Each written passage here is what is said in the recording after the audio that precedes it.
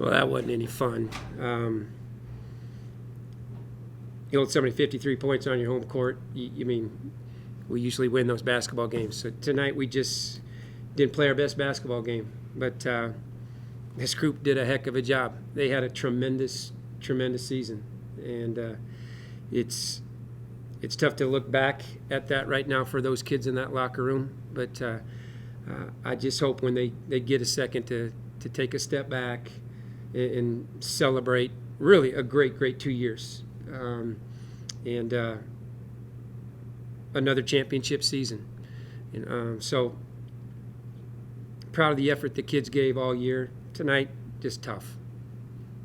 It wasn't like it was a struggle the whole time. I mean, the start to both halves, you guys were on fire, and then all of a sudden you get those stretches. We had some streaks there where we were pretty efficient, and then we got a 12-point lead there, I think, in the second half, and then we just were awful. I mean, the foul trouble hurt us with Ellen. I mean, she's such an integral part of what we do offensively. Our motion was really good when she was on the floor, and so that hurts a little bit. But we've got to be consistent. This time of year, you've got to make basketball plays, and we surely didn't make enough of them tonight. That's sort of a thing that's come back to bite you this year, and you've had these stretches where you go through kind of scoring slumps, but you're usually able to break out of it tonight. And just didn't. Well, I don't know if it's been all year. I mean, I think you look back at this season, and I think you look at all the different kids that stepped up at the different times. We've always had kind of that bailout kid or two to have games when maybe our top kids are not having games. We just seem to all struggle these last couple games, but it wasn't like they were trying or not trying. They just give UNC some credit. I mean, they came in here and played a heck of a game and made the plays they had to make. Was there an effort in the first half to start? It seemed like you guys were trying to go right at them, get inside early, and get down low. I mean, I don't think you guys took a shot outside of 8 feet until maybe 12-minute mark in the first half. Yeah, we thought we wanted to play inside out. We could attack that spot on the floor a little bit, and we got off to a nice start there. And then, teams make adjustments. So we just needed to make more plays, more shots. We just seemed a little unsettled, didn't we? These last couple games, just a little unsettled, and that's uncharacteristic of this bunch for whatever reason. And so, Coach, did they do anything that caught you a little bit by surprise? I'm going through and I realized that their last 2 buckets were on off the baseline, and that's not characteristic of that team to attack that baseline. But they do anything other than that maybe was like, holy cow, we didn't see that coming or didn't know that was there? No, I don't think so. I mean, they just made some good plays. They made good reads. That's just a read, is all that is. So, I think you're talking about 20. Mellon, or was that her name, Mellon? Yeah, she had 2 of them. Yeah, Strange had a big play on the baseline there. Right. So they made some plays, absolutely. 17 turnovers, pretty uncharacteristic. Is it just them wanting to win it so bad that Well, you could see that, couldn't you? I mean, again, that's that unsettledness that they've had. When you want something, I think you just strangle it a little bit, and I think they strangled the opportunity, perhaps. But 17 turnovers in postseason play, where every possession is so crucial. Yeah, you're gonna usually find yourself on the wrong end there. When you look back now at the end of year 3 here at CSU, did you think you guys would be this successful this fast with 2 conference championships in 3 years? Well, that was the plan, and that's what we brought in, Grit, AJ, all those new faces to do, was to turn this thing, and they surely have done it. And it's just a bummer that we've had so much to celebrate the last 2 years, and then the last 2 years you end on this crappy feeling. I mean, that's tough, but that's also part of athletics. At the end of the day, you usually, it's hard to win that last game. You usually have this feeling, and so, but again, they'll step back, and we should celebrate this group. We should really celebrate this group. I mean, it's not trivial to win 2 conference championships. It's just not.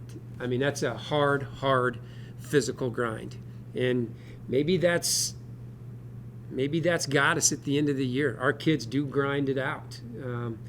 But so proud of what this whole group has accomplished. And Grit and AJ, I mean, they set the precedent, didn't they? They set the precedent. They've been tremendous leaders in that locker room.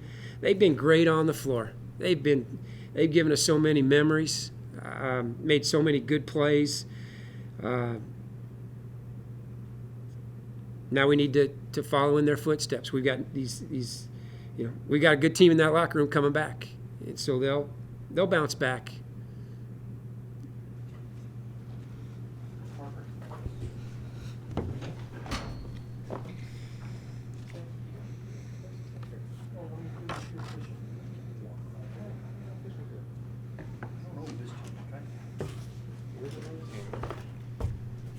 Started, but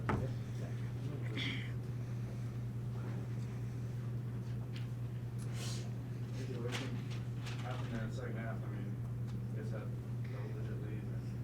I think they just got into a rhythm. I mean, we knew they were shooters and they could shoot the ball well, and I think we just, since they weren't getting them in the first, maybe we just got complacent. I don't know.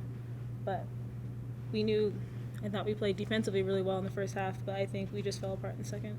And they had wide open looks, which they should hit, so.